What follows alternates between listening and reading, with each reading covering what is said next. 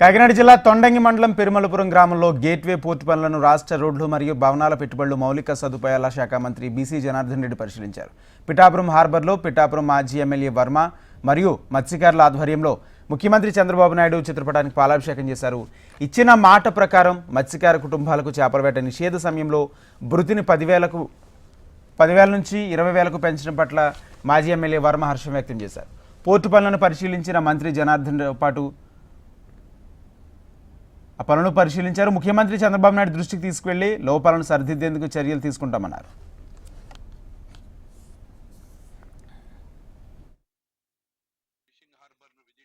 రావడం జరిగింది. గతంలో ఇక్కడ అనేకమైన సమస్యలు ఉన్నప్పటికీ ఈ రోజు 361 కోట్ల రూపాయలు ఆ రోజు తెలుగుదేశం పార్టీ అధికారంలో ఉన్నప్పుడు దీన్ని శాంక్షన్ చేయడం జరిగింది.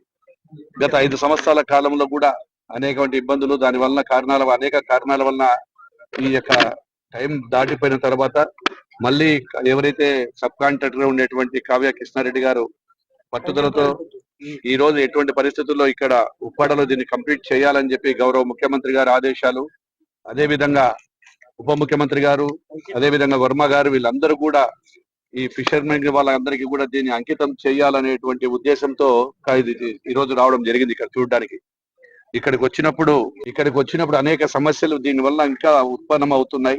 రేపొద్దున ఈ బోట్లు ఏవైతే ఈ బ్యాక్ వాటర్ వచ్చినప్పుడు సైడ్ నుంచి వచ్చినప్పుడు ఇంకా తగులుతూ దీని వల్ల నష్టం జరుగుతూ ఉంది.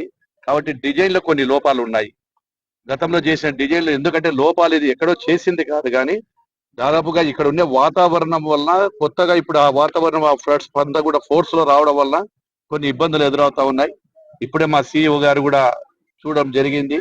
ఏది ఏమైనా 5 నెలల లోపల దీన్ని కంప్లీట్ చేసేసి ఈ యొక్క ఫిషర్మెన్ వారికి ఆ కుటుంబాలకు అంతటి కూడా దీన్ని అంకితం చేస్తాము ఇక్కడ అందరి ఆధ్వర్యంలో. అదే విధంగా ఏదైతే ఫిషర్మెన్ కోసం నాడు మా యొక్క ముఖ్యమంత్రి గారు ఏదైతే చెప్పారో ఈ పని లేని దినాలలో వారికి 20,000 రూపాయలు ఇస్తామని చెప్పి ఇచ్చిన మాట ప్రకారం కూడా ఈరోజు నిలబెట్టుకోవడం జరుగుతా ఉంది.